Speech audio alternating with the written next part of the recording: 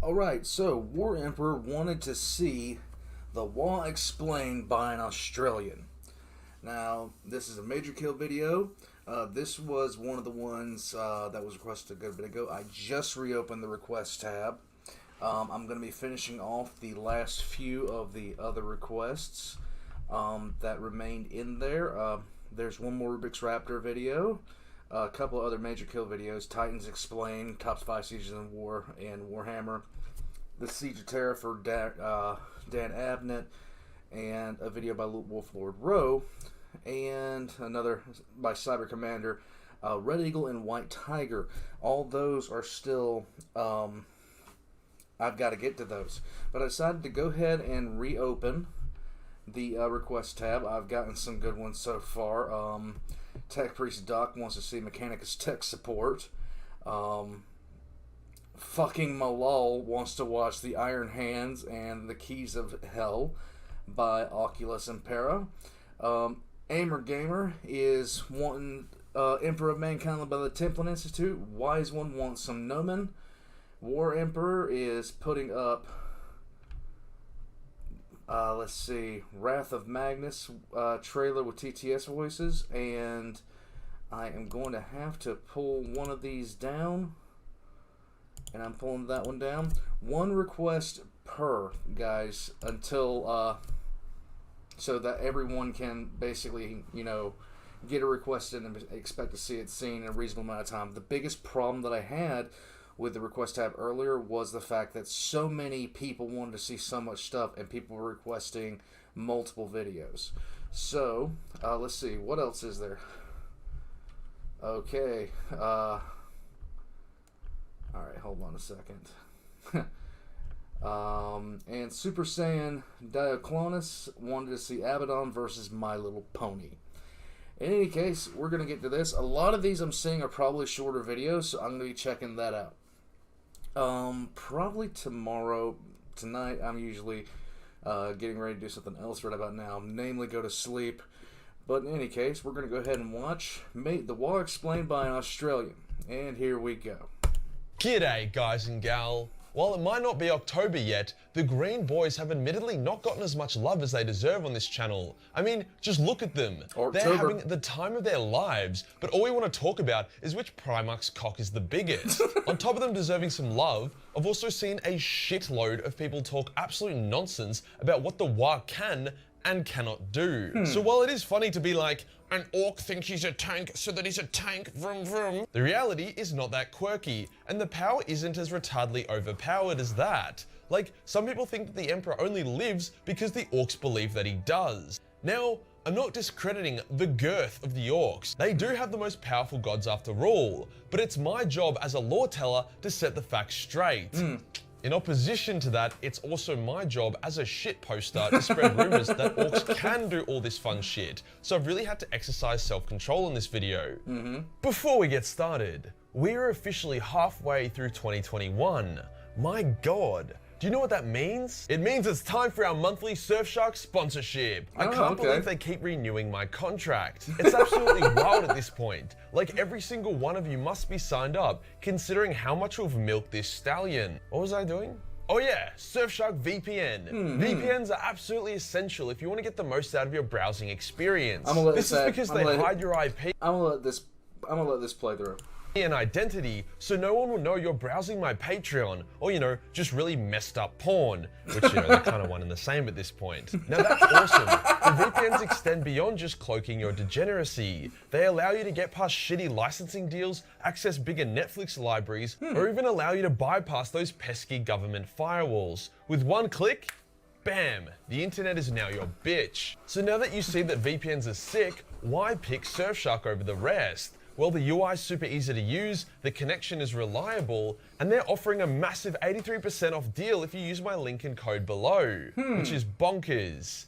If for some unfathomable reason you don't end up liking it, then Surfshark offers a 30-day money-back guarantee. Thank you, Surfshark, for sponsoring this video. Today we'll talk about the orcs Waaagh, how it was created, what it's capable of, and then some dumb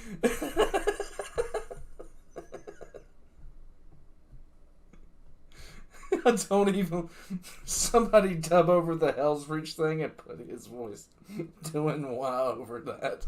Shit moments in the lore which have spawned a legion of orc memes and misinterpretations of the green voodoo. Let's get into it. So where did the Waaagh come from? After all, a bunch of angry fungal shreks that can tap into a mystical psychic force doesn't really sound like natural selection. Well, that's because it isn't.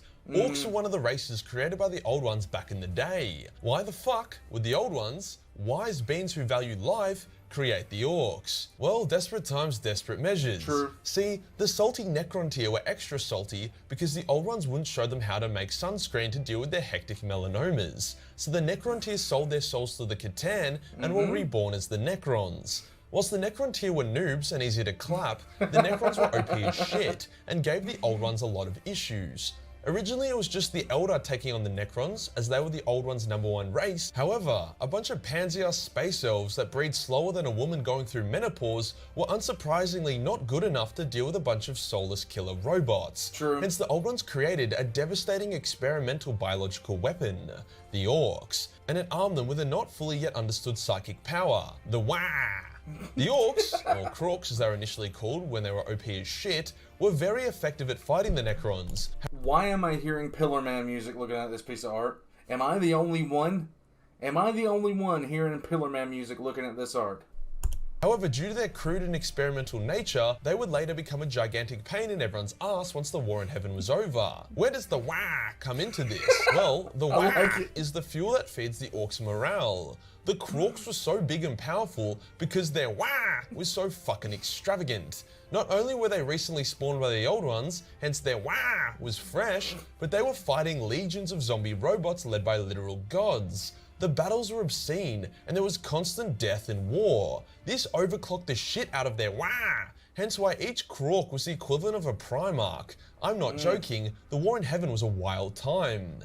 However, once the war in heaven was over and the Necrons and the Catan were no longer around, the Waaagh began to diminish. The Elder were not honourable opponents and would often just orbitally bomb orc strongholds instead of facing them in melee combat. These culling campaigns were a huge blow to any Krork's ego, and eventually they all shrank and devolved into the orcs we all know and love today. From that example, we can get a pretty good understanding of how the Waaagh... Now, I don't know where he's getting that from, but it does sound like a pretty reasonable explanation for why they would have shrunk down to the area they are now.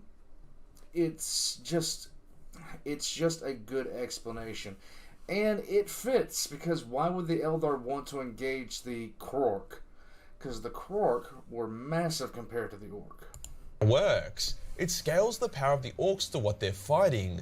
Once all the good fights are gone, the orcs will wither and shrink. This is why they just love fighting anyone anywhere. It's literally good for their health.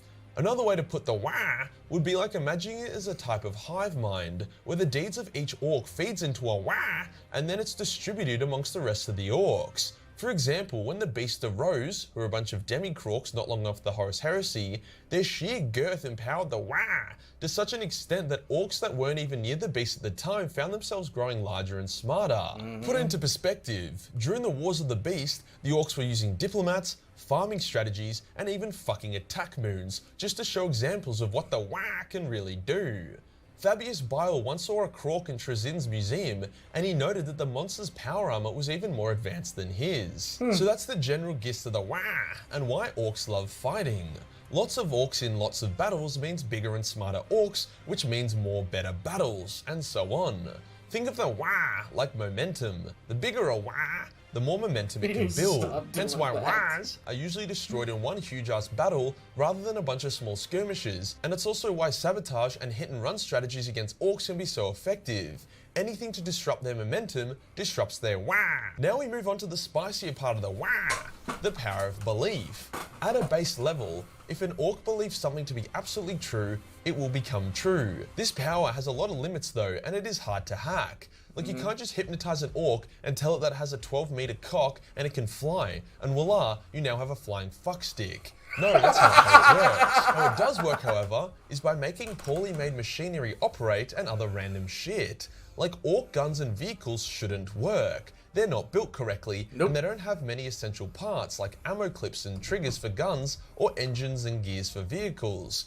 However, an orc is too stupid to realize this, hence the gun-shaped bit of metal they have in their hand is now a fully functioning shooter. There are other funny cases of the Waaagh coming in clutch. A crew of orcs were stranded in the desert and out of fuel. The orc knob, who was part of the crew, says, "Nah, we can't be out of fuel, I filled us up yesterday." And the rest of the orcs in the crew thought, "Well, the knob said he filled it up, so it must be filled up." Lo and behold, the truck could now start, and it had just enough fuel to get them home. Certain colours also invoke different parts of the Waaagh. Orcs believe red makes things go fast, so they paint their cars red. They believe yellow gives them more dakka, so they paint bombs and guns yellow. The colour does seem to have some effect. After all, orcs believe purple makes you stealthy, and I've personally never seen a purple orc. The Waaagh does. If you've seen a purple orc, let me know. Have a limit though. You can't just tell an orc that if he fists himself for 6 hours straight, he'll gain the power to bypass Chinese censorship. The Waaagh is powerful, but not that powerful. Here is where the misconception about the Waaagh comes from though. The Waaagh only affects orcs and orc technology. If an orc thinks that a space marine is really powerful, it doesn't make the space marine powerful. It's also why orc technology can only be used by orcs, as the wielder has to tap into the power of the Waaagh for their useless shit to work. As such, a number of popular fan theories are absolute bullshit. Sorry about that. Pretty much. No, the Emperor is not kept alive because the orcs think he's super slick. No, Yarick is not powerful because the orcs think he is. He's just a badass. No, the setting of 40k is not in stagnation because the orcs crave non-stop war. And no, I cannot suck my own dick. Trust me, I've already tried. The Waaagh is also what orc psychers, called weird boys, because you know they're fucking weird, tap into to shoot their green jizz at people. I'm not even kidding about that, it's a very undisciplined way of using the warp. But Majorkill, if the orc psychers are untrained and undisciplined, wouldn't they be great conduits for chaos demon possession? Shut the fuck up, Timmy, before I bend you over and aim a weird boy at you. If a demon tries to possess an orc, they will generally have a terrible time. Yeah, After pretty all, much. orcs go through the warp without Gellerfields by choice, so definitely not a fun time for anything with a horn or a tentacle. The concept of the Waaagh is so ingrained into the soul of every orc, wumorc, and chalk that they call their armies Waaghs, and they also autistically scream Waaagh all the time, mostly before charging an Imperial gun line. The Waaagh is love. The Waaagh is life. If you enjoyed the video and you want to support the channel, then Patreon is the place to be. Awful. For only $1 per month, give you access to a boatload of Warhammer hentai. Hit the subscribe button, then hit the real subscribe button for more Waaagh content. Join the Discord for more memes, and I'll see you on the next one. Peace. There we go.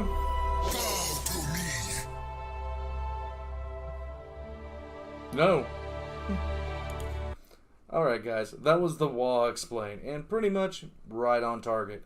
The one thing about the Waaagh, I like to joke around with that fan theory that Yurick can't be killed, because the orcs don't believe he can be killed, but he can, you know, it's rejuvenate treatments in 40k. I think Caiaphas Cain still looked in his early 30s when he was over a century old. Most Spire nobles lived to be well over 500 years old and still look very, very young. For as trashy as the 41st millennium is, it has medical technology that can extend your lifespan, in some cases exponentially. In any case, yeah, that was the Waaagh explained by Majorkill. And I gotta say, I don't like ads that much when it comes to like any kind of thing like that, but I like it when people will do that kind of stuff with their own ads. It makes it a little bit funner. In any case, I'll catch you guys next time.